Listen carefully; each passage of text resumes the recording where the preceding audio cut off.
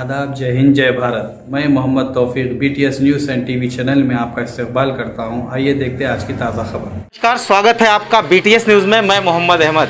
जैसा कि आप हमारे चैनल के माध्यम से आपको ज्ञात होगा कि पिछले कुछ वर्षों से जिस तरह से मुसलमान और मांस विक्रेता और गौ के नाम पर एक ही कौम को टारगेट किया जाता रहा है और इस पर बड़ी ही बेबाकी से अपनी बातों को सड़क से लेके सांसद तक उठाते रहे असदुद्दीन ओवैसी। बता दें कि असदुद्दीन ओवैसी जी ने कल मेरठ से हापुड़ जा रहे थे और वहीं एक टोल नाके के पास उनके ऊपर फायरिंग हुई। 2 लोगों को इस फायरिंग में गिरफ्तार भी किया गया है और हापुड़ पुलिस द्वारा ये कहा जा रहा है कि इसमें जो लोग गिरफ्तार हुए हैं असदुद्दीन ओवैसी के भाषण से नाराज थे। गरमाई हुई है क्योंकि 2022 का चुनाव यूपी में निकट है और ऐसे में एक पार्टी प्रेसिडेंट के ऊपर जिस तरह से गोलियां चलाई जाती हैं, इससे सवालिया निशान ये खड़ा होता है कि यूपी की था और यूपी की जो अराजकता की बात, अराजकता के समाप्त होने की बात भारतीय जनता पार्टी अब तक कहती रही है, उसको ये ठेंगा दिखाता नजर आ रहा है। सवाल कानून व्यवस्था पर खड़ा करता ये घटना अब ये सांसद तक उठाने की असदुद्दीन ने बात कही है। हमारे साथ कुछ लोग हैं, हम इनसे जानेंगे कि क्या नज़रिया रखते हैं इस पूरे घटनाक्रम पर। कार्यकारिणी सदस्य बोदा अंसारी जी हमारे साथ मौजूद है। हम जानेंगे जो इनके पार्टी प्रेसिडेंट के ऊपर कल घटना हुई है, इस पर ये किस तरह से ये सोचते हैं और इसमें क्या बड़ा षड्यंत्र इनको नजर आ रहा है, या ये एक प्रशासनिक चूक है, या 2 सनकियों का ये पूरा प्रोपेगेंडा था, या इसके पीछे कोई बड़ी कहानी है। आइए हम जानते हैं बोदा अंसारी जी से कि क्या पॉइंट ऑफ व्यू रखते हैं इस पूरे घटनाक्रम पर। सर, सबसे पहले ये बताइए, कल जो घटना हुई उस पर आपकी पार्टी की तरफ से जो बयानात आ रहे हैं और जो भारतीय जनता पार्टी की तरफ से बयान आ रहे हैं, इस पर आप क्या कहेंगे? किस तरह से ये पूरा प्रोपेगेंडा चलाया जा रहा है?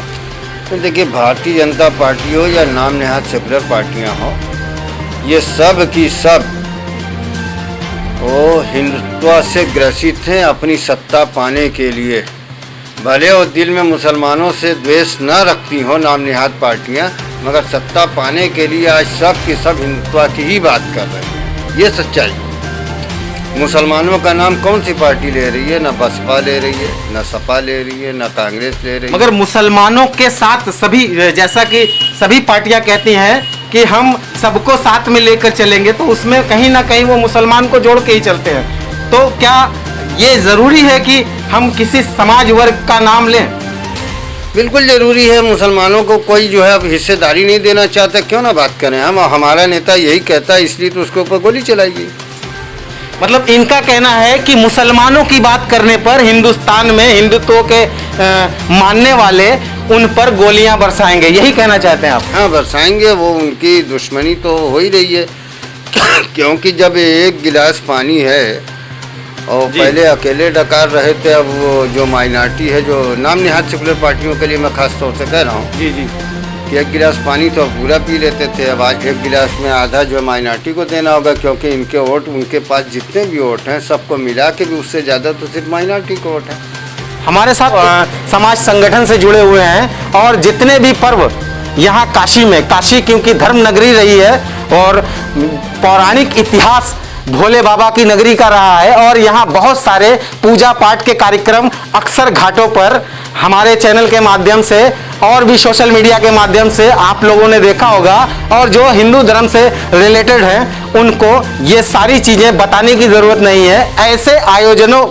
ऐसे आयोजनों को सकुशल संपन्न कराने में जो सामाजिक संगठन होते हैं, हमारे साथ उसमें से एक व्यक्ति हैं जिनका नाम बिलाल नुमानी साहब कई वर्षों से इस संगठन को अपने संगठन को चला रहे हैं और यहाँ के लोकल प्रशासन के साथ मिलकर बहुत सारी उपलब्धियां भी इनको मिली है। हम इनका छोटा सा परिचय देते हुए इस पूरे मुद्दे पर सवाल करेंगे। हिलाल नुमानी जी, आप सबसे पहले अपना संक्षेप में परिचय देते हुए बताइए कि ये जो पूरा घटनाक्रम है इसको आप किस नज़रिए से देखते हैं? देखिए, पहले तो वो पार्टी प्रेसिडेंट है और उनके ऊपर इस तरह की वारदात होना बहुत ही मजम्मत लायक है। और ये उत्तर प्रदेश का चुनाव है। उत्तर प्रदेश के चुनाव में कोई एंटी पार्टी कहीं ना कहीं से वो कमज़ोर हो रही है और ये कहीं ना कहीं मजबूत हो रहे हैं, इसलिए इनको डराया जा रहा है या धमकाया जा रहा है ताकि साइलेंट होकर के बैठ जाए। ये ऐसा मेरी समझ में आता है। तो इसलिए उनको सिर्फ धमकाने के लिए उनके ऊपर वार किया गया ताकि ये बैठ जाए या अपने बयान से लौट जाए। आप एक सामाजिक कार्यकर्ता हैं, आप एक संगठन से जुड़े हैं जो संगठन काशी में बहुत सारे हिंदू कार्यक्रमों को आयोजित कराता है। किस तरह से प्रशासन का आप लोग सहयोग करते हैं, थोड़ा सा संक्षेप में वो बताएं। देखिए, प्रशासन हमारा सपोर्ट करती है और हम प्रशासन का सपोर्ट इस तरह से करते हैं कि जैसे वो खड़े होकर के ड्यूटी करते हैं, जैसे दर्शनार्थी आते हैं उनकी सहायता के लिए हम खड़े रहते हैं कि उनकी जो ज़रूरत है उनकी पूरी करते हैं। तो आप लोग एक मुस्लिम कार्यकर्ता के हैसियत से वहाँ खड़े रहते हैं, जी। द्वेष की भावना वहाँ देखने को मिलती है या इस तरह का कोई? जी बिल्कुल नहीं देखने को मिलती है। तो ये जो पूरा ये जो जब हिंदू मुस्लिम मिल के यहाँ रहते हैं, तो ये कल जो घटना हुई इसको आप किस तरह से देखते हैं? ये कौन लोग हैं? ये इसमें हिंदू मुस्लिम का कोई लुक नहीं है, ये राजनीति है। ये किसी पार्टी के लोगों ने ऐसा किया, ये हिंदू मुस्लिम का कुछ नहीं है और इसमें सिर्फ और सिर्फ धमकाने के लिए ऐसा किया गया है। तो क्या लगता है आपको कि ये असदुद्दीन ओवैसी को एक चुनौती दी जा रही है कि यूपी में चुनाव न लड़ें? वो नहीं, वो तो लड़ेंगे चुनाव, इसलिए कि वो मजबूत हो रहे हैं। ये मेरे देखने में वो कहीं ना कहीं से वो मजबूत हो रहे हैं, इसलिए उनको धमकाया जा रहा है।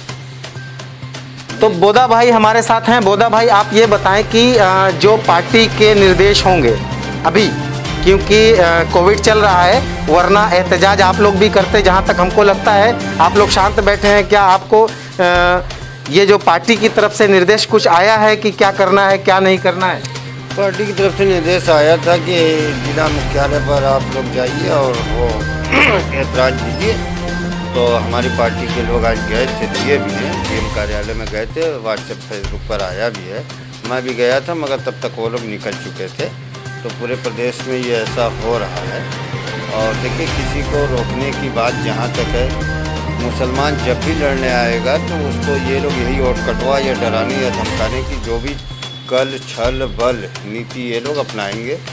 हम मुसलमानों को ये सोचना चाहिए कि हम इंतज़ार करेंगे तेरा क़यामत तक, खुदा करे कि क़यामत हो तू है। ये गाना अब मैं नहीं गाऊंगा, क्योंकि जब भी हम करेंगे तो हमारे साथ यही आरोप लगेगा।